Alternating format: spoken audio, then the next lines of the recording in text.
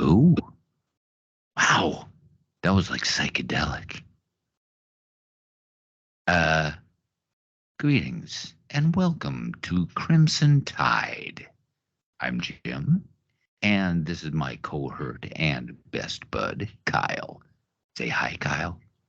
Hello, we're just a couple of nerdy assholes talking about nerdy topics.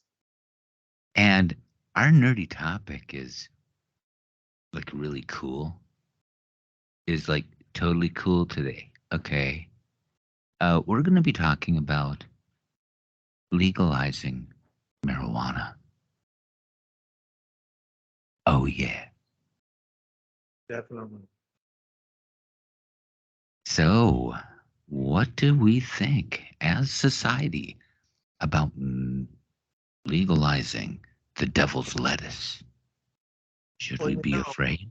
Hmm? it's interesting. Like I was telling you before the webcast, it's like every topic we've discussed has some form of stigma attached to it.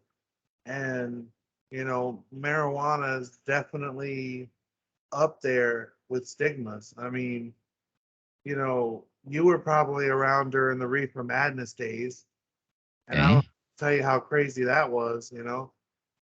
And you know, there's a lot of history to marijuana that people don't know.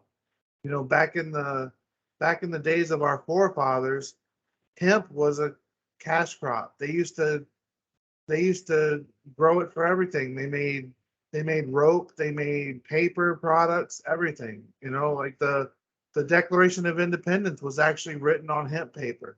Far out. Not a lot of people know that. This is true. I remember as a young man, I remember taking a piece of rope, or what I thought was rope, and lighting it on fire. And it smelled really weird. And now I know why. I know what the rope was made of. And it was cool. It was cool. You sure you don't still have some of that rope going right now? Fresh out of rope. I've got one of these instead. It doesn't look like a rope, but if you put the proper ingredients in it, it will taste just like that rope at one time smelled. You know, Ah. I can't stand that there's so many stories about people that smoke pot. Like especially down here. I know a lot of people that smoke pot, and every single one of them is a very productive member of society. They work, they pay bills, they pay taxes, they raise a family. They do all those things, and I can't stand that society looks down on people who smoke pot, but yet Right. but yet you don't see them doing that for people that drink alcohol or you know do things that are actually dangerous. Yes. I mean, the most danger you're going to see out of somebody who smokes pot is they might raid your fridge and eat up all your snacks. This is true. But oh my goodness, I have a frog in my throat. But I'm just kind of wondering, when was the last time you went over to somebody's house and you raided their refrigerator and you pulled out a plate of brownies? And That suddenly these what? that actually did happen to me once, and it turned out that they were weed brownies. Oh, I've never had that experience. I'm lying.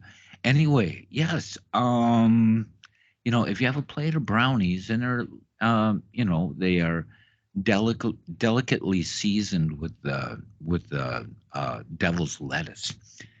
Um, you could actually surprise a few guests. Now, if you have brownies that are completely loaded up with Everclear or rum or something along that line, it's a little bit more obvious to the person's palate that They are partaking of something that is alcoholic in nature.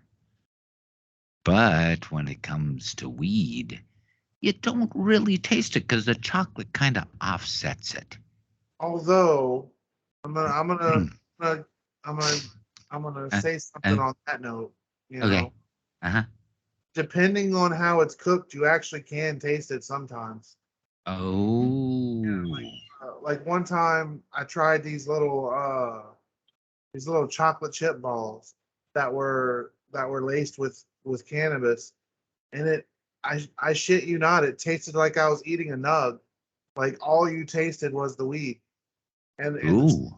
I mean you did taste the chocolate and the cookie dough, but like the taste was like the smell of weed. Like you knew it was there the second you bit into it. You knew it was there. Okay. So it all depends on how it's cooked because you can have a whole batch of brownies that only have like 50 milligrams of THC in the entire batch, which will be a very small percentage per brownie. Or you could have a batch of like cookie dough balls or something with like 500 milligrams of THC, where each piece has like you know a large amount in it to where you just get baked. It all depends on the cook and what the percentage is on how you can taste it or not. Have you ever smoked kitty litter? No, but I've smoked catnip. Oh. How was that for you? Did you get a buzz? No, No? I actually did it medicinally back in Oh. yeah, it's actually a home remedy not a lot of people know about. Back in the day when I was a welder at Bollinger, I used to build Coast Guard ships, and I got a really bad sinus infection, and Okay.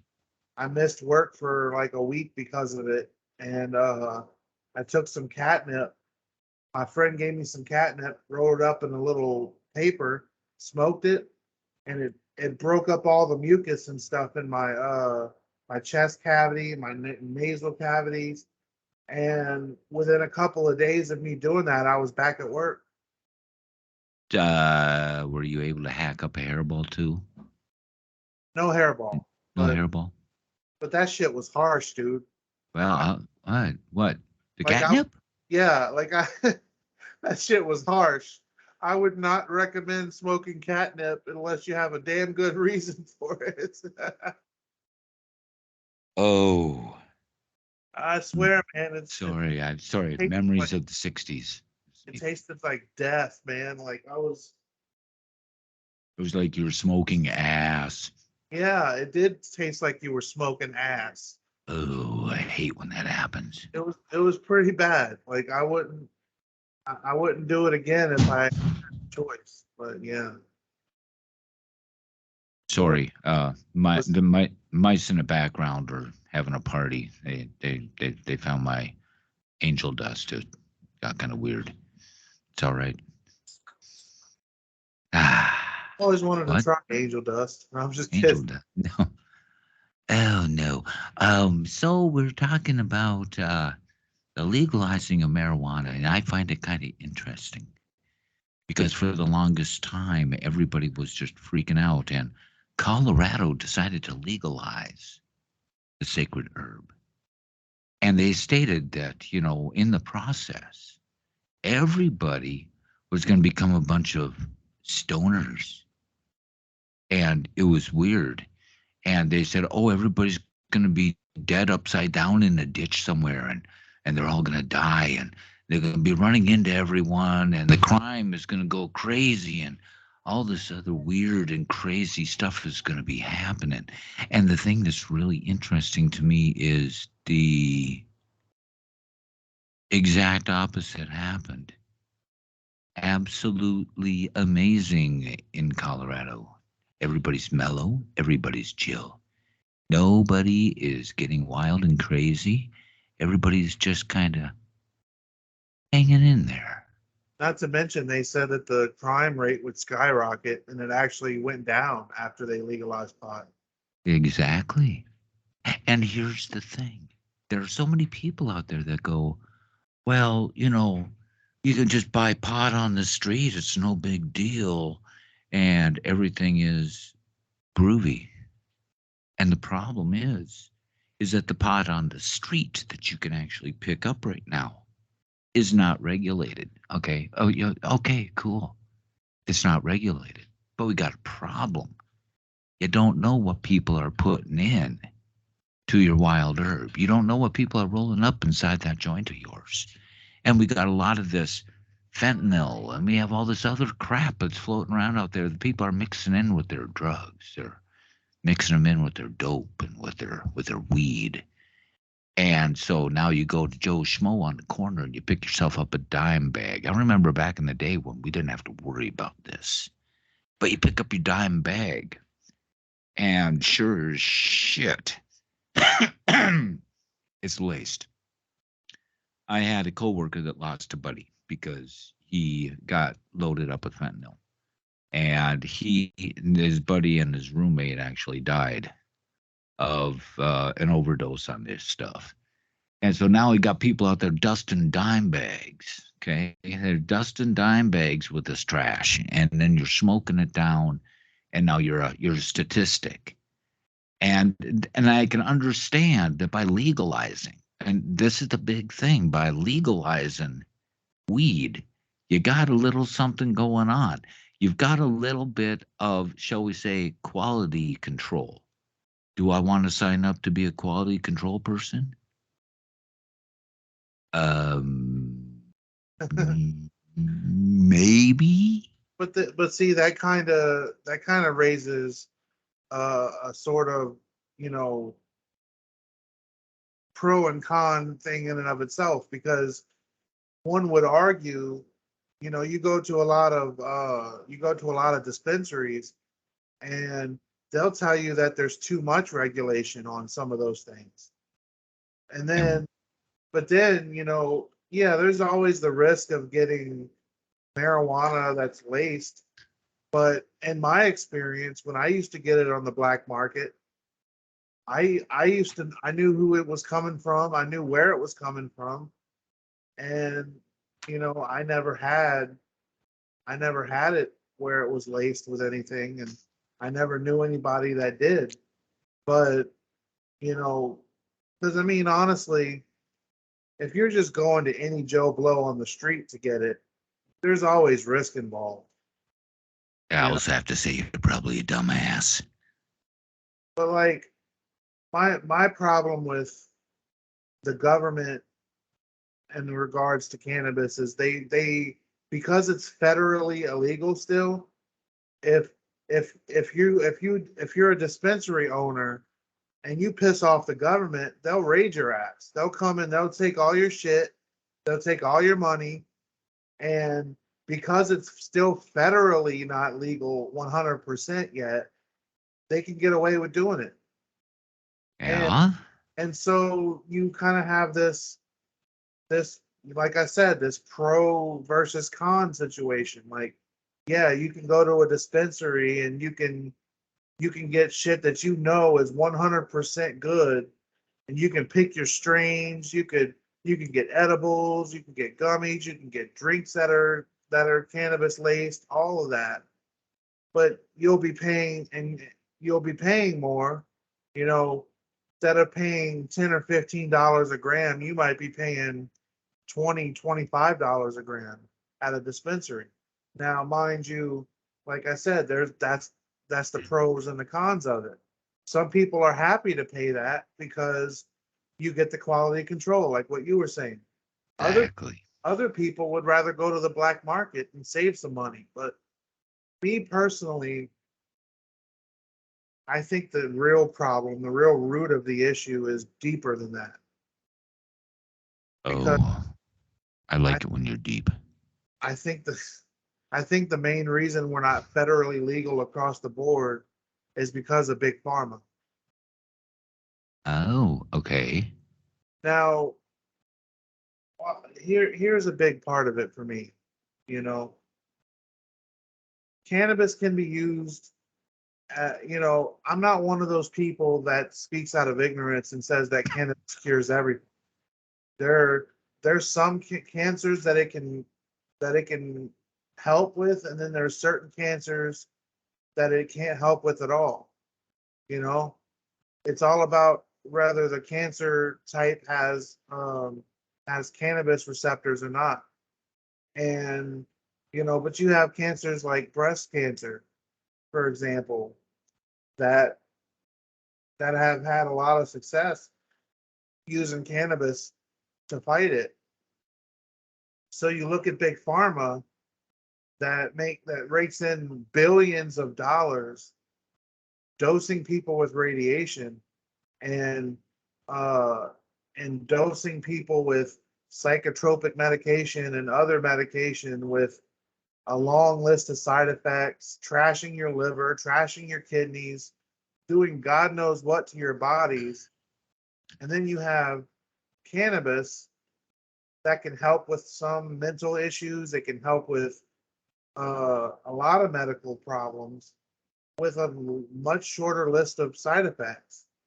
And so you have a situation where big pharma has a dog in the fight now. They don't want to lose their revenue from their patients because, as you and I both know, big pharma is not in the business of making people well. They're in the business of keeping people sick.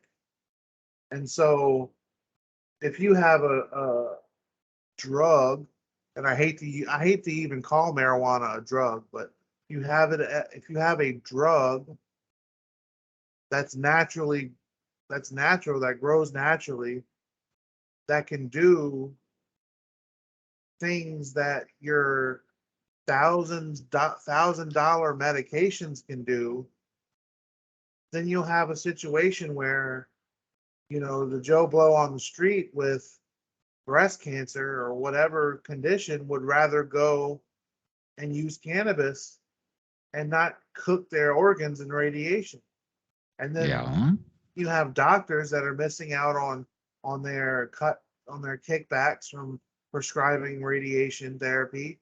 You have big pharma losing tons of money because that there's less people that want to do chemo now. Right. And they're I believe that big pharma keeps lobbying to keep it illegal because of that. They don't want it legal because they know they've done the research. They're not stupid. They've done the research. They know that cannabis products can do things that a lot of their medications and over the counter medications can do. And Correct. that's why they want it to stay illegal, in my opinion. But yeah, and that would make sense.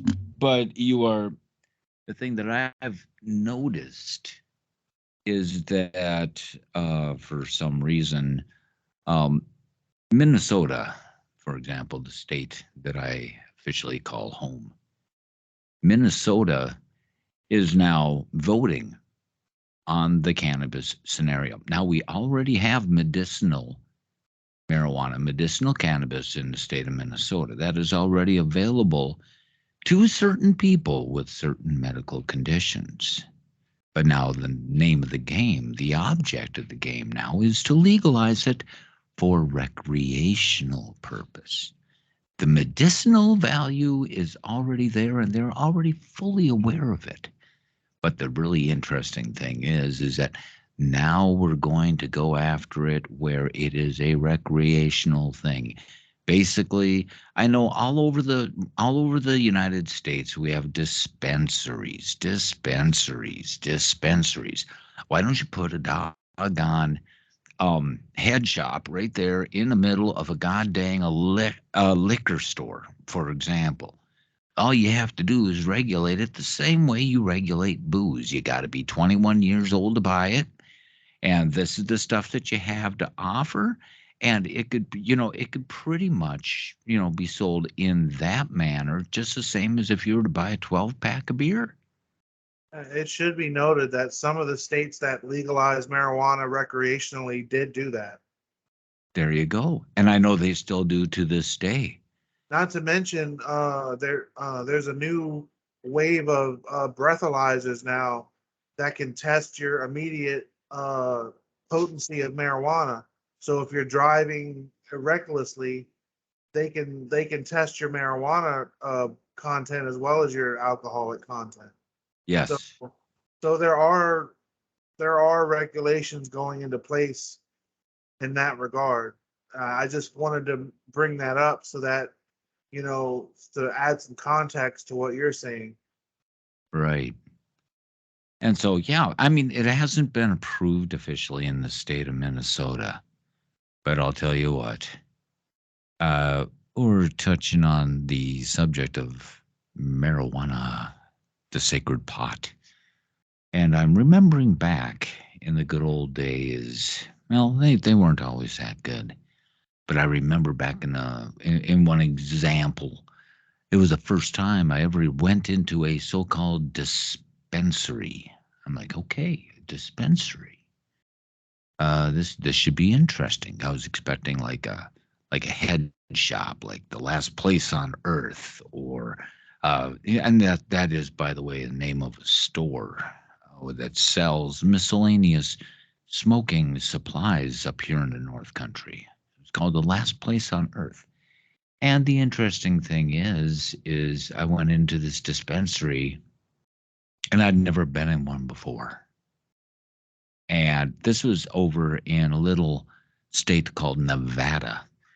And I marched into this dispensary for the first time because I'm like, wow, you mean it's actually legal to buy this shit? I mean, I can do this and I don't have a cop that's going to slam me on the ground and put on handcuffs? No, 100% legal.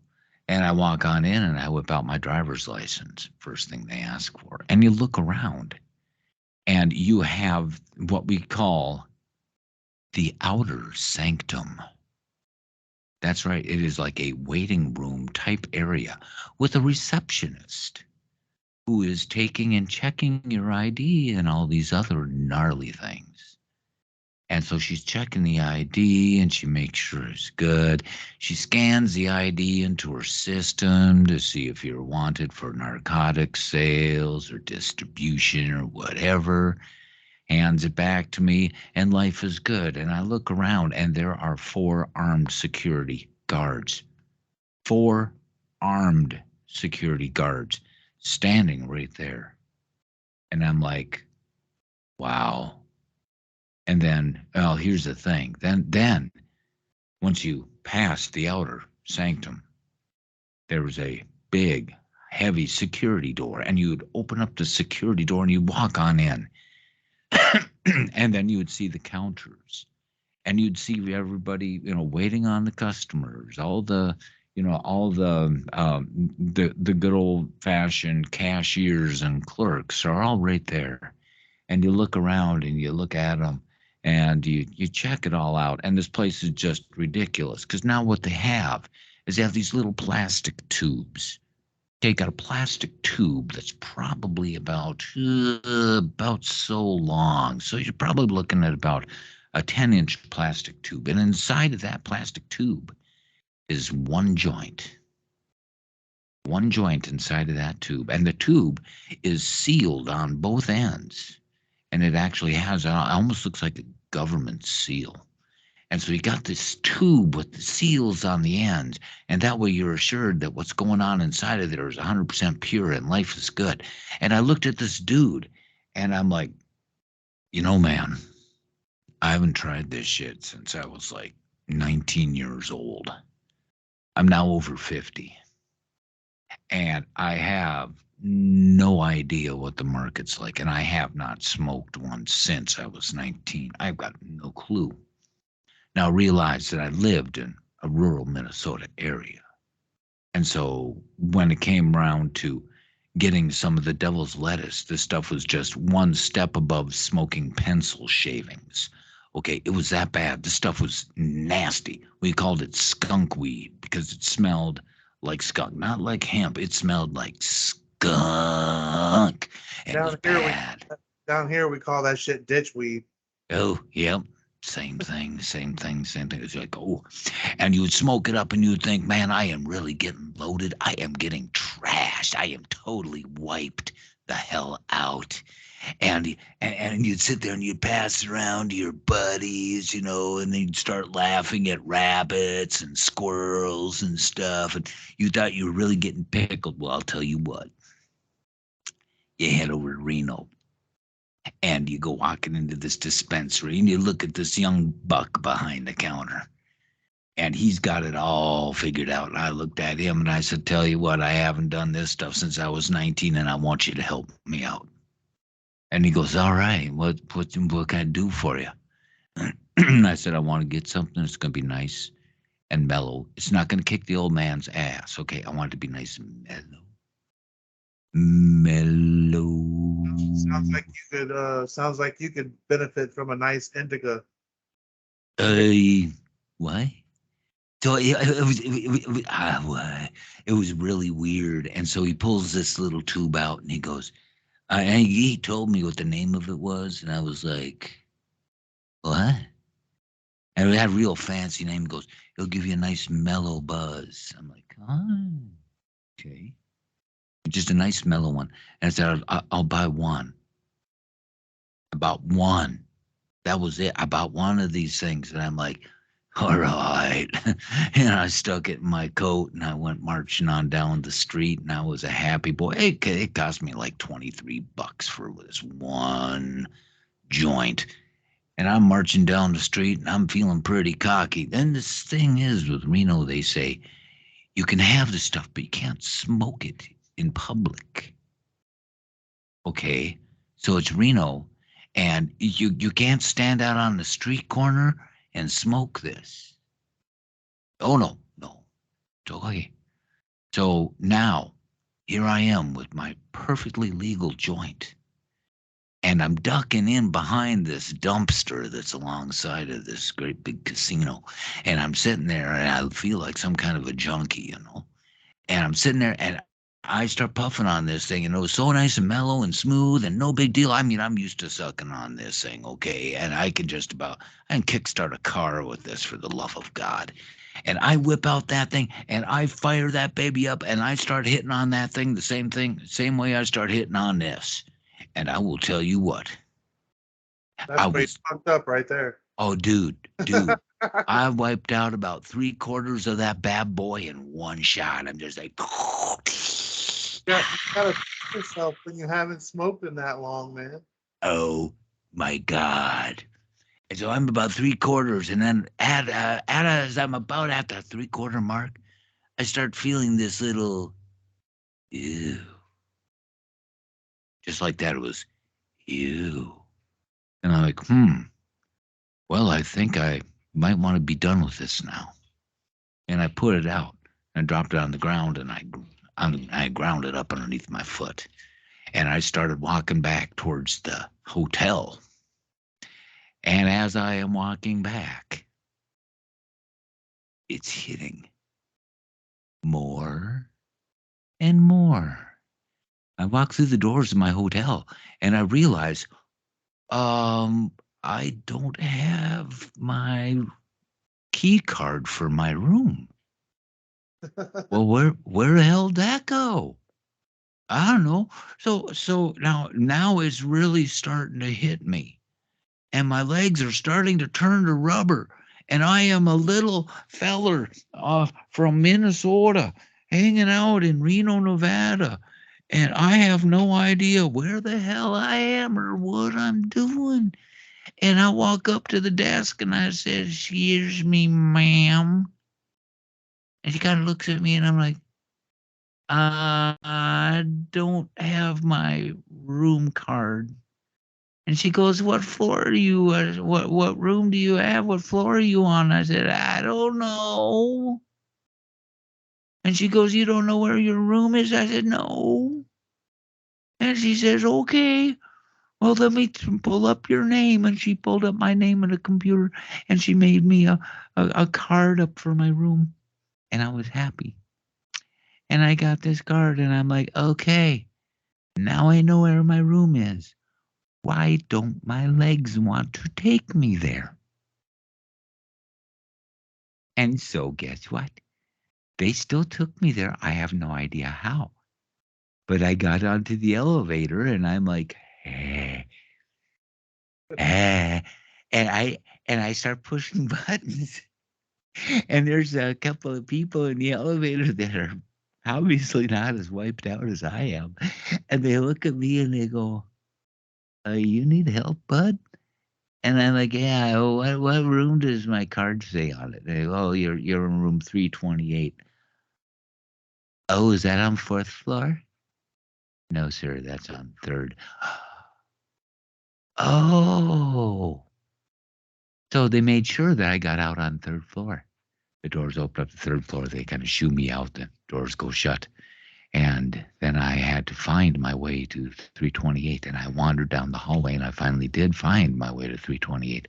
And I used the key card. It only took me about 8 or 9 swipes. It finally worked. Got inside. And I was so pickled. I was so exceptionally wiped out. It is 8 o'clock at night. 8 o'clock. And I said, okay, it's time for me to go nanai. I'm like, I should jump in the shower first. Where's the shower? No, I'm done. Go nanai. Boom. I hit that bed and I slept until 7 o'clock the next morning. And it was probably the best night's sleep I'd ever had. But I'll tell you, ladies and gentlemen, if they're going to legalize this fabulous stuff, please do not overdo it like the old Stonehead did, because it ain't pleasant. I mean, let's be honest. You kind of did that to yourself there, bud, because Uh, everybody knows when you haven't smoked for a long time, you gotta ease into it because your tolerance is gonna be practically zilch. And a lot of the strains you get from the dispensaries are medical grade, so a lot of them have like 20 to 25% THC in them. uh-huh. So you can't overdose on it, obviously, but you were big. I was totally fried, man. It's interesting. You want to know why they had armed security guards there? Because if some corrupt little Minnesotan like me came staggering along and did stupid stuff, they'd have to Well, plug me or what? well, not really. So Oh, because marijuana is still not federally legal yet, uh, uh-huh. a lot of banks and a lot of insurance companies refuse to work with weed dispensaries. So some of them have to move their own money to the banks and whatnot. That the few banks that will work with them, sometimes they have to move their own money because a lot of institutions want nothing to do with a marijuana dispensary. So, and because of that fact, a lot of dispensaries are at risk for being robbed because they can't insure their product as easily as, say, a grocery store, a bank, or something else can. True. And I'm hoping that that will change soon because you know the more states legalize it, the the federal government will have no choice but to legalize it eventually because all the states are going to legalize it. It's just a matter of time. Well, it should be the federal that just legalizes it once and for all and takes the states out of the picture and says, all right, you states, we'll take it from here. Well, that's what they should have done. Yep, but Because instead, we let each individual state call their own shots. the government wouldn't be having such a huge money problem right now if it would have legalized marijuana Right. because then marijuana could become the new cash crop all over again. You could have. I'm sorry. What? Are you all right? Wonderful. Well, am I boring you or something? No, no, this thing right here, I was just looking at it. It was like it was trying to breathe or something. I wasn't sure what was going on, but it's kind of cool. I'm okay. I am. Ah! I unplugged. Oh no. Now what do I do? I can't hear anything. It's like I'm deaf. Wait for it. Totally unscripted. Completely uncut. Oh.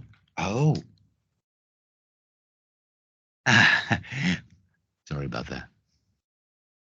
Oh, that's cool. I forgot what I was saying. My bad. Oh, the government wouldn't have money problems if they would legalize it federally, because then you could import it, export it. It could become the new cash crop all over again. Imagine the tax revenue that the government could rake in just from taxing cannabis. Exactly. And just think, we could actually, all the stuff that's going on overseas would be 100% funded by marijuana. Yeah, and they could start giving medical marijuana to combat veterans to help with their PTSD. Or they can just airdrop it. They can airdrop that marijuana right down into Russia. I mean, think about it. I mean, who wants to fight? I mean, it's make love, not war, and power to the people. I mean, you just start dropping, bales of marijuana onto Russia. I think everything would be chill. Well, we can't start talking about Russia and all that without it becoming a political discussion. Oh, that is true. But still, it'd be so much more peaceful. Me personally, I think the United States needs to mind its own business. Yeah. We got enough issues here at home. We don't need to be worrying about other countries. Yeah, that is true. We need to get our own shit together. Well, I mean, you have veterans on the streets. You have people falling through the mental health cracks, not getting the treatment that they need. You have you have people committing suicide because they don't have the help they need. You have people overdosing on drugs because people would rather slap handcuffs on an addict instead of helping them get clean. I mean, we got a lot of problems. The homeless problem, all of that. We got more than enough issues here at home that we need to be working on. I, that is true. we don't need to be worrying about Russia, Ukraine, or any other country for that matter. And that is very true. And we legalizing marijuana would help in that regard because we could start. That would increase the funding. People would be spending more money. It would create jobs. You know, Marijuana could save us from a recession. It literally could. I'm sure. Get that government out of debt. Not to mention, if they're serious about going green, you can make clean fuel out of hemp. That's right. There's a lot of different things that you can do with the devil's lettuce that can Yeah, benefit society. and hemp grows really quickly. Yes, So it does. so you could harvest it more times a year. You can make paper products out of hemp, which will save you from having to cut down trees. You can make construction materials out of hemp. You can make True. products out of hemp, medicine, fuel. I mean, there are Okay. there are so many things that cannabis and its derivatives could do for our country You want to know something? if we would just be open-minded enough to believe it and go for it. I mean, we could solve a lot of problems. I mean, imagine us having so much additional revenue that we can start paying down the deficit. We could start Exactly. we could start putting homeless people in housing, start putting drug addicts in programs to help them get clean, start investing in ex-cons and helping them become part of society again. Start helping our veterans out. Stop letting them be cast out on the streets, you know, It's true. But improve I DA and all of those things. but I ask you this. This is something that's really deep, and I've personally experienced this. Okay, and I think you might be able to understand. Have you ever wiped your butt with hemp toilet paper? No, I have not. I have. It was good. It was good. Hemorrhoids. You know what the cool thing is about using hemp toilet paper if you got hemorrhoids? After you use it a couple times, you actually forget that you have hemorrhoids. Well, in order for you to know that, you'd have to have hemorrhoids first. That's just a rumor. Don't believe rumors. It's like media. Media's a lie. Bruh, what the hell, what the hell is wrong with you today, man? It's the topic. And when I believe in the topic, I just throw myself completely into it. Completely.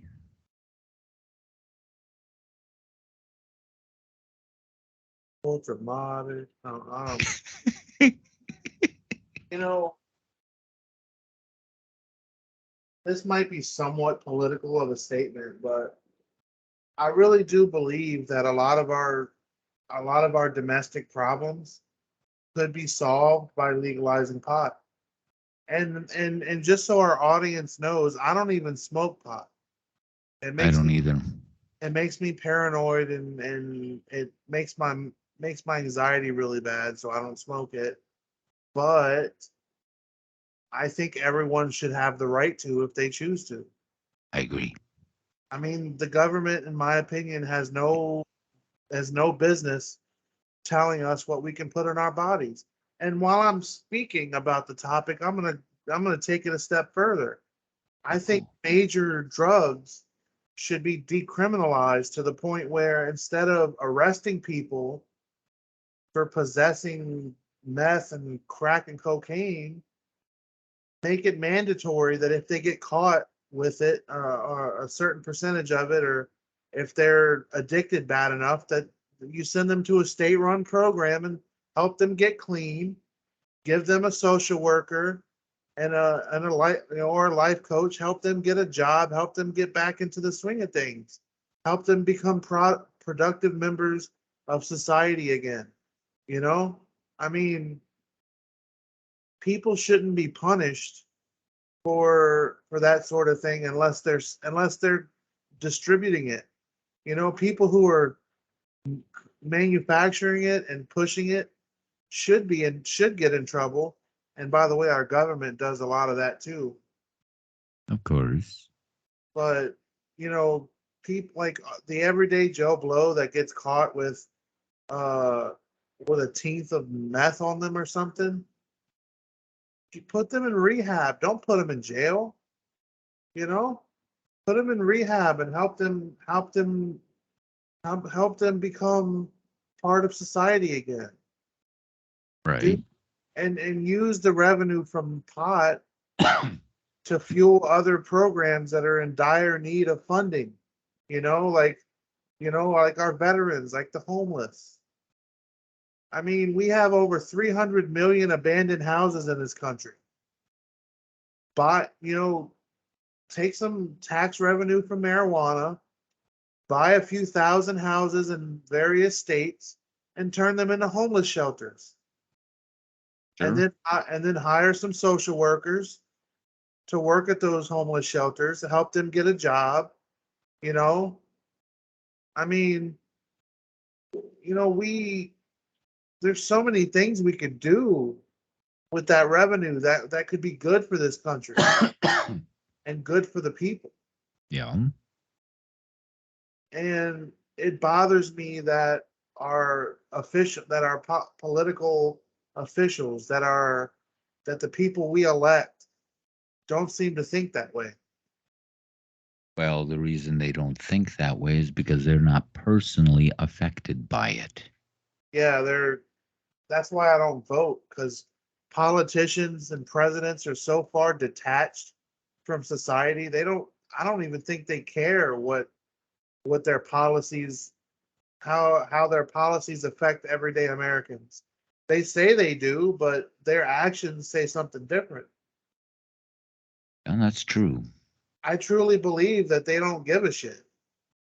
Pardon my French, Ah, but I really don't think they give a shit. well, once again, you're dealing with money. And it's not so much about the politics, it's about how much money can I put in my back pocket. That's really what it's all about. It's like bring Yeah. on the cash. Bring on the cash. You know what's sad? But We live and die according to paper that only has value because we believe it has value. you know, If society was to stop believing that money had value and started going back to like the old days where we would barter for what we want, the whole government would collapse. yeah, it's true. And also think about, yeah, think think about all the paper going bye-bye. Everybody just throwing a match in a great big 55-gallon drum and just saying, all right, currency no longer matters. Let's bring it back to the basics. Let's bring it back to the good old fashioned days where we'd exchange gold for real things that we absolutely need. And if that's not the case, how about furs? Like Minnesotans in the years gone by, you get furs. You trade furs for food. You trade furs for a new horse or, a mutant bunny or something. Or for example, if I need a jug of milk, I go Yes, I go mow somebody's lawn, they give me a jug of milk there you go. for mowing their lawn. There You know, you go. And that'll somebody be somebody needs me to fix their computer. I say, okay, well, we need a couple of loaves of bread. You give me a couple loaves of bread, I'll fix your computer. there you go. And that's the way it should be.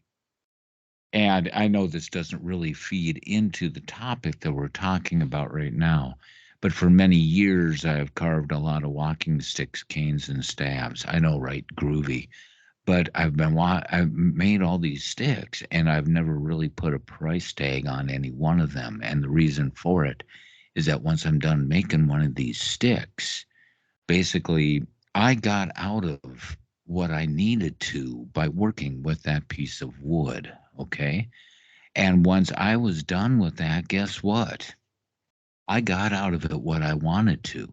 And then I take that walking stick and I basically hand it to somebody and they look at it and they're like, wow, that's really cool. How much is that going to cost me? And it's not, and I look at them and go, what's it worth to you? It isn't what it's worth to me, it's what it's worth to them. And so that's the way that I have done walking sticks, over 1,000 walking sticks worldwide, and I've got them everywhere. And it's not about me making the big bucks off of them because I've already gotten what I wanted to out of them by working on them. But it's about the person that is going to get that stick. It's their choice what that stick is worth to them. It's not about me. So it's like, okay, you know what? You got that exchange. You got that personal exchange. And the person is thinking with their heart, they're thinking with their soul. If they're thinking about that stuff, and they look at that walking stick, then it's what it's worth to them. And you will never have a bad transaction if the person you are working with is thinking with their heart and soul and not with their greed. Well, I think you're touching on a bigger issue here, that our society is so full of greed. That's all it is, it's greed. I mean, I'm the type of person too that likes to do things out of kindness, you know? Right. Like I like to help out my friends. I like to help out people in general when I can. And I don't really think, hey, what am I going to get out of that? Like I'm not a perfect person. I've done things wrong. I've pissed off my share. I've I've sinned my fair share of sins, but you know, call me naive, but I still have hope that one day the good in people will win out over the bad, and that things like greed and corruption will start to go away because Right. I think we should go back to the old days where communities would govern themselves Yes. instead of having one big government to waste all of our money and tell us what to do. You know, let each state have a government and each city have a government. Let the people govern themselves, elect their own constables, et cetera, et cetera. Go back to a time where each community had its own laws and its own regulations and Hmm. would barter with other communities. I agree. Like a lot of people would consider that going backwards, but I wouldn't. We could still enjoy our technology, just barter for it. Very true. Very true. But now there are some societies, there are neighborhoods, there are people there are of different religious beliefs that, for example, um, the Amish, the Amish culture itself, does still believe in modern currency, but they do not believe in modern convenience. Therefore, everything that they are working with is still old school, that's basically back in the late 1800s. You are getting a ride into town, and guess what? You're riding in a carriage that's being pulled by horses. You go home at night and you sit around in your nice warm house that is fueled by wood.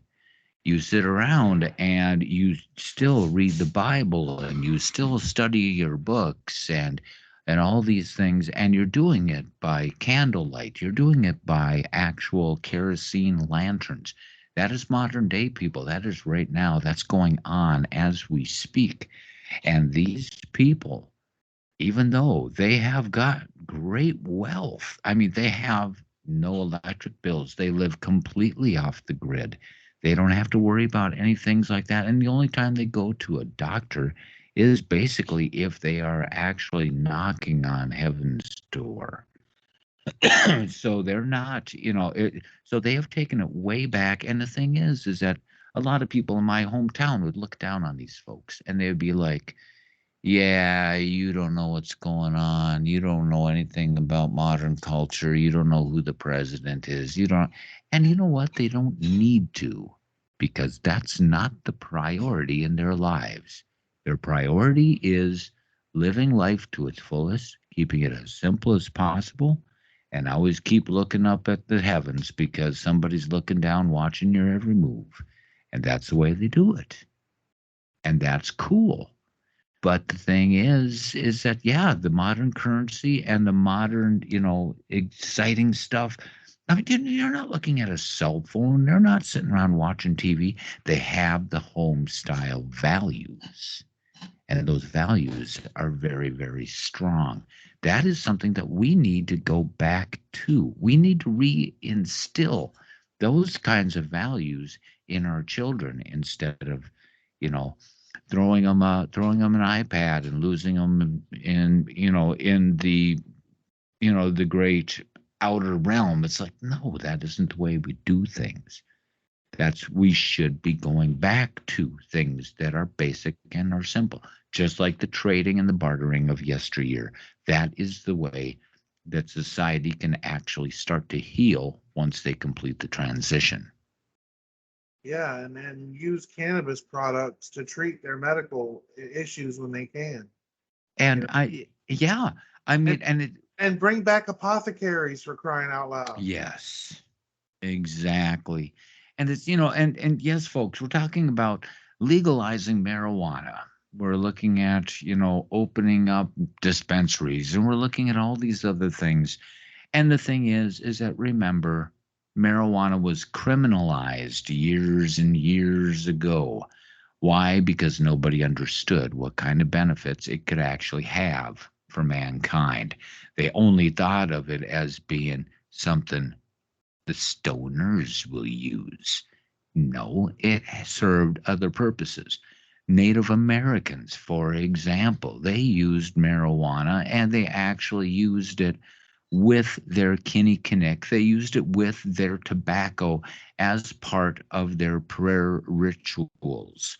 Native Americans used that, and it has been used for centuries. So for us to think now that we're really doing something truly amazing by legalizing marijuana, the news flash is, guess what? It's always served a purpose in culture, whether it was in the shadows or right out in the open. It's always served some kind of a purpose. Willow bark. I make a lot of walking sticks out of diamond willow. And willow bark, guess what? It contains acetylsalic acid. What is that? It's aspirin. Native Americans used to boil willow bark in order to help them control fevers. Fevers would go up, they'd spike. People are burning up left and right. You get them a good old cup of willow bark tea. These people would drink it down, and guess what? The fever would drop off. The fever would break. Why? Because it contained stuff that we use on an everyday basis now. It contained aspirin. And it kind of makes you wonder, like, who figured that out back in the day, like who actually discovered that you can smoke this plant to deal with these medical problems, that you could boil this root and salt and fix depression, or you could boil bark to fix a fever, or you can eat a certain berry or a certain herb from the ground and cure sicknesses. Like I find it fascinating, wondering, just sitting here and wondering, like, who discovered that? And of course, the answer is Native Americans. Yes. A lot of the time, that's exactly what happened. And these people would try it out. And the thing is that they're like, well, here, we're going to grab this handful of berries. We're going to feed them to you. You're going to die. Okay, well, then we're not going to give it to somebody else. No, that's not the way they did it. They watched the other animals, they watched the other creatures of the forest. And these other creatures would go up and they would eat these things. And when they would eat them, if they would die, guess what? The Native Americans learned, well, we ain't eating that. There you go.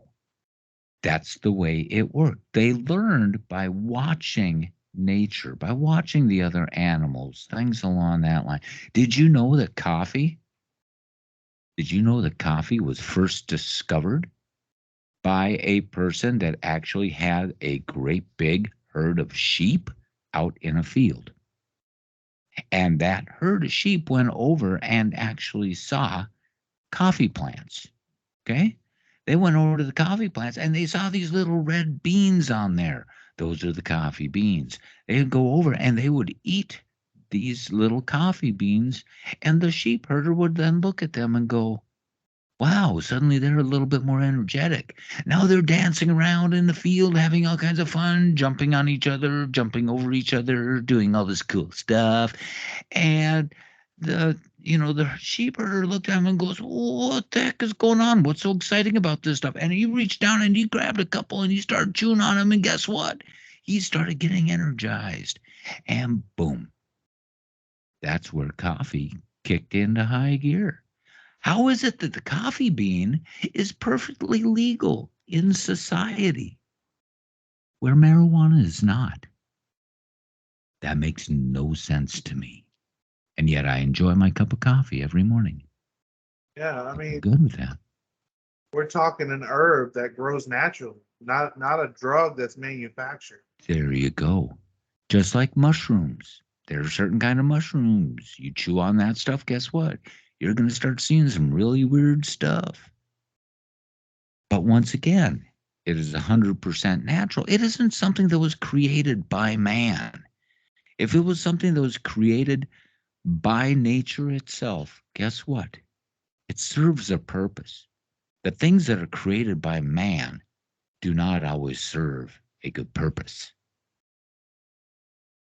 That's the damn truth. There you go.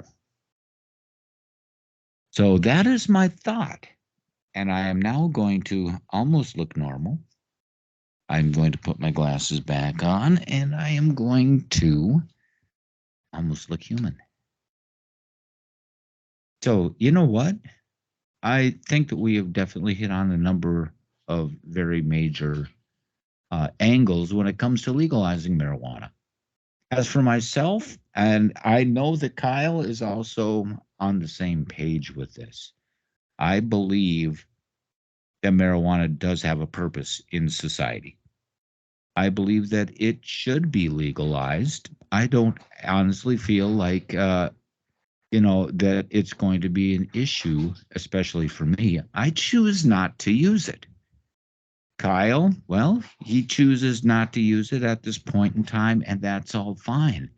But the question is, if it comes, well, it's not really a question, but it's a statement. If it comes from nature, okay, folks, if it is something that the Creator has put on this earth, there's a reason for it being here. And if we can utilize some of those, those cure alls or whatever the case is, if we can utilize this to make ourselves better, make ourselves more stabilized, whatever the case is, then by God, let's do it. It even Let's makes its do it. own. It even makes its own counteracting agents. The CBD that cannabis produces counteracts the THC. Like if you're so, for example, if you eat an edible, you start to get a little too high. You eat some CBD, you'll start to come back down. So, basically you've got the poison, but guess what? You have the antidote. Yeah, the plant creates both chemicals that can counteract each other. If that doesn't show how perfect nature is, I don't know what does. That's true. That's true. So, folks, in a nutshell, I know we're just a little bit over our hour mark, and what we're going to be doing is we're going to be looking at maybe extending it a little bit, maybe decreasing it a little bit. We'll figure it out, but we're also going to let you guys make the choice. All the public out there can make the choice. Do we need to lengthen our broadcast? Would you like us to shorten it up a little bit? um give us some feedback, okay? Because without feedback we don't learn, we don't grow. And so please, as time goes on, continue giving us feedback about these shows. I am crazy, I am wild, I'm absolutely flat out nuts. Kyle kind of tries to rein me in every once in a while, and sometimes he succeeds and sometimes he looks at me and goes, what the hell? But this is not only our show, it's also your show. By you bringing all this stuff to the table, and for us to take a look at it, we're going to be bigger, better, and happier with what we do. And so Kyle is, once again, furiously controlling approximately 14 different conversations at once. Well, he is entertaining and educating us. And and the man is a multitasker. Me, if I pick my nose and walk down the street at the same time, I'm lucky if I don't trip over my own finger. So it's just kind of one of those things. But please give us feedback, let us know what you think. And you know what, medicinal marijuana or recreational marijuana, there's a reason why it's on this planet. And I'm gonna put a poll up. Is Jim an asshole? Yes or no? Vote Oh, below. say it. Do it. Do it. But it's going to be a poll, and I like the Come on, polls. do it. Do it now. uh, and it'll be fun, but I want to make sure that you post a picture of yourselves as well, so I can actually see and gaze upon what true perfection is. So just keep that in mind. Post a picture of yourself. Nothing suggestive, please. But if you can stick your finger deeper into your nose than I can, well, by God, that's something I want to see. But anyway, that's kind of where we're at, and that's what we're looking at. Legalizing marijuana. You know what? Really think about it. It's here for a reason, and if that is a reason that you yourself would like to adopt, by all means, go for it. But and if you choose not to, guess what? Nobody's judging you. Do what you feel is best for you. And hopefully, as time goes on, the country just might open their eyes a little bit to some of these things. I am Jim, and that is Kyle. And we are Crimson Tide. I thank you very much for joining us again on this fabulous day. I wish you all peace. Peace. Stay groovy. Stay groovy. Be out. And smoke Bye bye. responsible. We out of here.